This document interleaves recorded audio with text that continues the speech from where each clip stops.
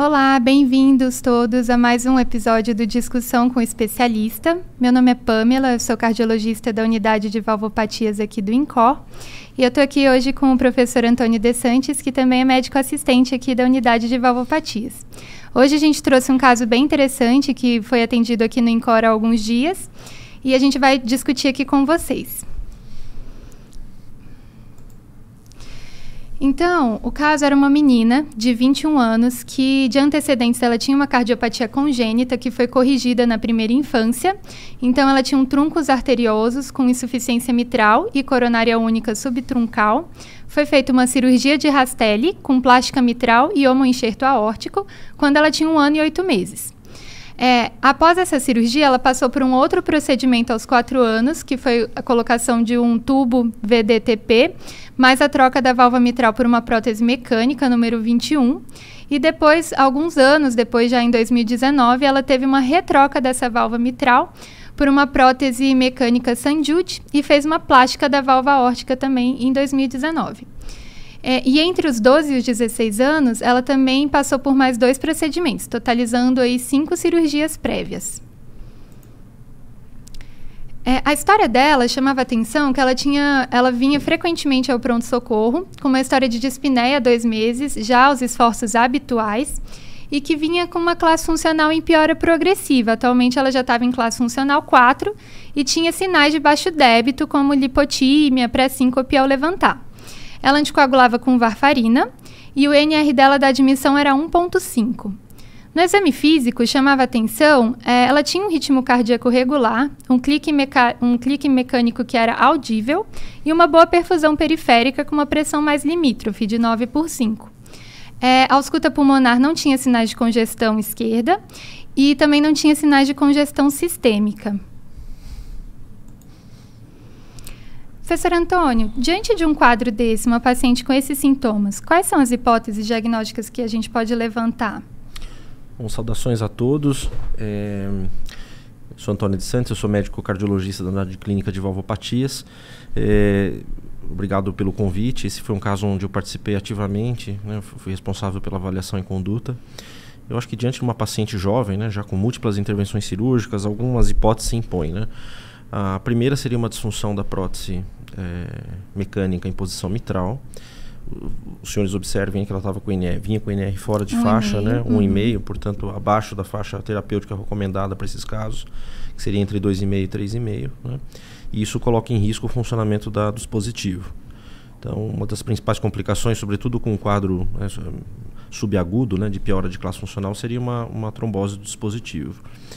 E, obviamente, outros diagnósticos se impõem, né? Eventualmente, um quadro de embolia pulmonar, uma disfunção desse enxerto do tubo do ventrículo direito para a artéria pulmonar, né? Ela tinha troncos arteriosos, né, corrigido. Então, pensaria, num primeiro momento, em complicações do dispositivo, seja da prótese mecânica, do tubo VDTP ou alguma dispneia de natureza pulmonar mesmo, né? Embolia, infecção pulmonar, enfim, acho que é possível. Professor, e o fato dela não ter alterações clássicas no exame físico, assim, não ter abolido o clique valvar, isso chama a atenção? Você acha que pode acontecer nesses casos? Na prática, esses pacientes, a prótese que foi inserida nessa paciente foi uma St. Jude, né? E a St. Jude é uma prótese com 2 discos, né? Então, a gente só tem a abolição do clique metálico quando você tem a trombose que compromete o funcionamento dos 2 discos, né? Muitas vezes o que a gente observa é um comprometimento de um disco só. Então, como o outro disco permanece com a função íntegra, muitas vezes ele preserva o componente da segunda bulha, né? Então, isso não afasta, não refuta a possibilidade de ter tido uma complicação mecânica relacionada à prótese. Ótimo. Vamos dar seguimento aqui ao caso. Então, foi feito um ecocardiograma. E aí, no ecocardiograma, chamava atenção exatamente isso. Isso é uma imagem de um ecocardiograma 3D. E a gente consegue ver que um dos discos está paralisado. O outro consegue funcionar normalmente, mas a gente vê que um dos discos não está se movimentando adequadamente. Foi observado também na avaliação dos gradientes um aumento importante do gradiente dessa prótese, que é outra alteração que chama atenção para a gente pensar também na possibilidade de trombose da prótese. E aí, professor, diante desse ecocardiograma, qual seria a conduta esperada? Então, foi confirmada a nossa hipótese, né, de uma trombose. provavelmente a sintomatologia decorre dessa disfunção do dispositivo. Então, assim, diante de uma trombose, de uma prótese mecânica em posição mitral, né, acho que o que rege a conduta, fundamentalmente, são 3 aspectos, né, 3 pontos. O primeiro deles é qual o grau de repercussão clínica hemodinâmica dessa paciente, né? É um paciente que está em choque cardiogênico, está extremamente sintomática, qual é a situação na apresentação, né? A repercussão funcional dessa trombose. Nesse caso, a gente observa que ela, né, teve uma repercussão importante. Exato. Então, classe funcional 3, 4, né? Muito sintomática. Então, esse é um aspecto. O segundo ponto é o tamanho do trombo.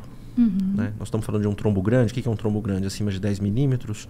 Ou às vezes é difícil você mensurar o comprimento do trombo. E muitas vezes a gente tem que recorrer à área, né, trombótica. A gente considera uma área de trombo grande acima de 0,8 centímetros quadrados. Né? Então, dimensionar o trombo é um aspecto também importante. E o terceiro é a disponibilidade e execuibilidade de uma intervenção cirúrgica cardíaca, né? Então, assim, você precisa ter um time de cirurgia cardíaca apto, né? E muitas vezes avaliar a condição de intervenção, né? Se é execuível esse procedimento. Nesse caso, o que chama atenção é um paciente com múltiplas abordagens, né? Ela tem 5 cirurgias. E isso eleva sobremaneira o risco de uma 6ª intervenção, né? Então, num primeiro momento, geralmente com paciente estável, sem sinais de instabilidade hemodinâmica, sintomático, a gente acaba recorrendo à anticoagulação plena, né? Obviamente que em cenários mais dramáticos, né, paciente com instabilidade hemodinâmica importante, a gente tem que recorrer a uma intervenção cirúrgica ou, em alguns casos, a trombólise, né? Então, eu gostaria que você mostrasse a conduta inicial para que depois eu discuta qual foi a estratégia empregada nesse caso. Sim, né? Na nossa diretriz aparece exatamente dessa forma que o Dr. Antônio falou. Então, a gente tem algumas indicações para trombólise e para cirurgia valvar. Então, sobretudo, o grau de repercussão hemodinâmica, o tamanho do trombo, se não resolve com a heparinização, com a anticoagulação inicial, o risco cirúrgico do paciente. Então, tudo isso influencia. Quando a gente opta por trombólise, geralmente a gente faz esse procedimento, né? Indicação em paciente internado em UTI, monitorizado, e é feita com RTPA mesmo, nessas doses que a gente está falando, ou streptokinase, que hoje em dia a gente já não usa tanto. Foi optado, então, professor, pela trombólise mesmo, né? Pelo risco da paciente, múltiplas cirurgias prévias. Essa paciente, inicialmente, ela recebeu uma estratégia de anticoagulação. Como ela vinha com INR fora de faixa, ela recebeu uma semana de anticoagulação plena, né? com enoxaparina. E nos foi solicitada a avaliação dela depois dessa primeira semana de anticoagulação, como ela mantinha-se sintomática, mantinha a classe funcional 4. Obviamente que ela não experimentou uma estabilidade hemodinâmica a ponto de requerer um suporte com droga vasoativa, mas diante da refratariedade clínica, uma falha terapêutica, foi solicitada a avaliação da equipe de valvopatias, né? E aí a estratégia foi de trombólise, baseado fundamentalmente nos seguintes aspectos. Primeiro, então, comentando a cirurgia, né? Seria levá-la para uma 6ª intervenção cirúrgica seria um risco quase que proibitivo, né? O segundo aspecto, ela foi refratária à heparinização plena, num primeiro momento, e mantinha a classe funcional avançada, classe funcional 4. Né? Extremamente sintomática, uma paciente que tinha hipotensão postural, ortostática, mal conseguia sair do leito. Então, haveria também indicação pela repercussão funcional da trombose. E o terceiro aspecto muito importante é que ela tinha trombo pequeno. Então, quando a gente fez a análise ecocardiográfica, ela tinha um trombo que não era dimensionável, né? E isso é um caso bom para trombólise. Geralmente nós evitamos a trombólise em trombos grandes pelo risco, né, paradoxal de, ao trombolizar um trombo acima de 1 centímetro, 10 milímetros, né, você ter uma clivagem desse trombo em macrofragmentos e isso gerar o paradoxo de evento embólico durante a trombólise. Então, não raramente esses pacientes, quando trombolizados, evoluem com déficit neurológico por embolização de macrofragmento do trombo. Então, sempre que possível, a trombólise ela deve ser restrita para pacientes com trombos pequenos, onde haja uma repercussão hemodinâmica e na impossibilidade de uma intervenção cirúrgica imediata. Excelente. Então, ela reunia as 3 condições favoráveis para a trombólise. Como ela já vinha heparinizada, né, um dos pré-requisitos para você usar o Alteplase é que o paciente venha em uso de heparina. Né? Então foi o trombolítico de escolha foi Alteplase, né? Nesse protocolo que você mencionou, 10 miligramas como bolos e 90 miligramas em infusão contínua em 2 horas. Né? E o resultado acho que você vai mostrar aí para a gente. Sim, um caso bastante desafiador, né, professor, que realmente a conduta do especialista faz diferença na evolução.